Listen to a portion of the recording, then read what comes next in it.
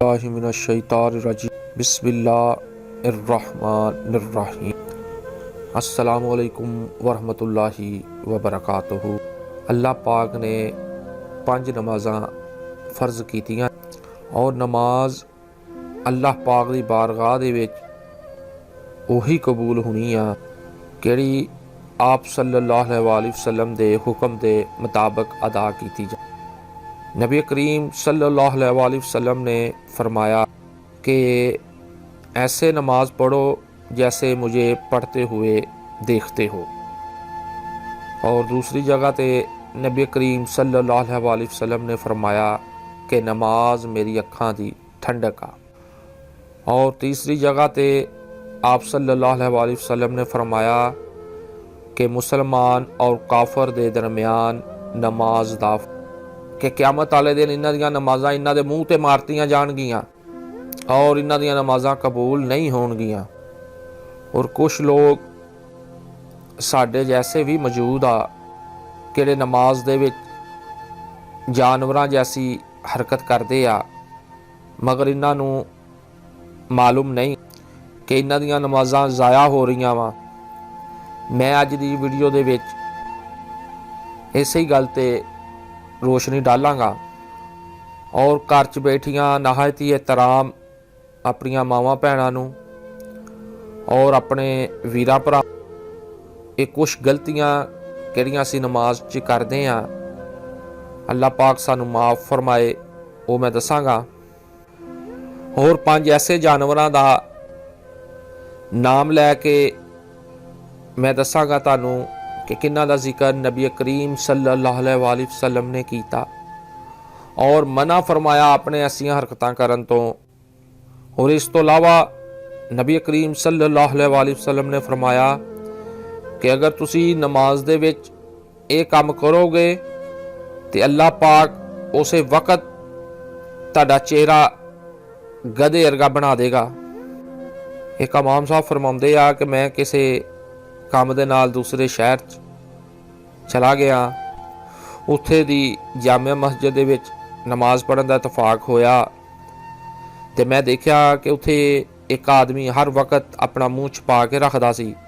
मेरे को रहा नहीं गया तो मैं उन्होंने पूछया कि तू अपना हर टाइम चेहरा छुपा के रखदा वा।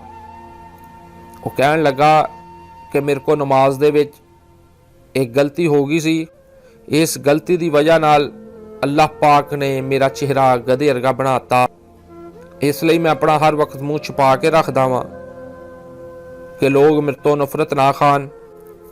हुण मैं वो जानवरां दा जिक्र भी करांगा कि नबी करीम सल्लल्लाहु अलैहि वसल्लम ने सानूं दस्से ने, और वो भी अमल दसांगा कि अमल की वजह नाल साडियां नमाज़ां कबूल नहीं हुंदियां और मूँह गधे वर्गा बन जाता।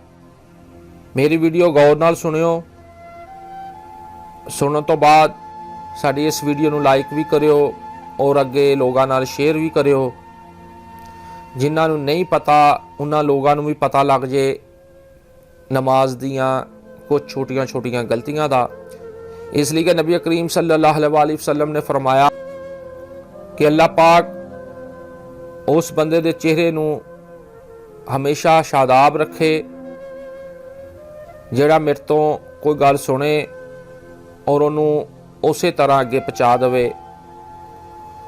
और दूसरी हदीस शरीफ चुंदा कि अल्लाह पाक नूं लोग बहुत पसंद ने किहड़े लोगों नूं फायदा दिंदे ने। नंबर 1, नबी करीम सल्लल्लाहु अलैहि वसल्लम ने मना फरमाया नमाज दे विच मुर्गे और कौवे जैसी हरकत करन। इस तो मुराद आ जल्दी जल्दी नमाज पढ़ना कि आपने फरमाया कि कैवें कौवा और मुर्गा दाना चुगदिया होया ठुंगे मारते ने, इस तरह तुसी नमाज च हरकत ना करो।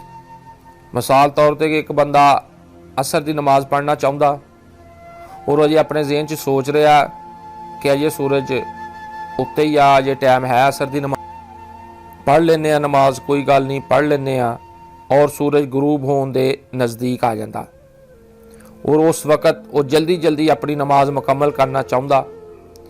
नबी करीम सल्लल्लाहु अलैहि वसल्लम ने ऐसी नमाज तो मना फरमाया और फरमाया कि मुनाफिक दी निशानी आ कि जल्दी जल्दी नमाज पढ़ेगा। जदों सूरज गरूब हुंदा जां सूरज तुलू हुंदा उस वक्त शैतान सूरज के सामने अपने सिंगां दे नाल खड़ा हो जाता है और उस वक्त शैतान दे पुजारी शैतान दी पूजा करते हैं। इसलिए नबी पाक सल्लल्लाहु अलैहि वसल्लम ने उस वक्त नमाज पढ़न तो मना। हुण जिक्र करते हैं आपां दूसरे जानवर का कि नबी करीम सल्लल्लाहु अलैहि वसल्लम ने मना फरमाया नमाज च कुत्ते जैसी हरकत करन तो। तुसीं देखिया होना कि कदों कुत्ता बहिंदा वा अपने हथ फैला लेंदा वा और इस तरह बहिंदा वा कि उहदे हथ और कौणियां जमीन दे नाल लग जांदियां। नबी करीम सल्लल्लाहु अलैहि वसल्लम ने मना फरमाया सजदे दी हालत दे विच अपनियां कौणियां नूं जमीन दे उत्ते रखण तो। आपने फरमाया कि सजदे दी हालत दे विच सिर्फ अपने हथ जमीन ते रखो, अपनियां कौणियां जमीन ते ना रखो।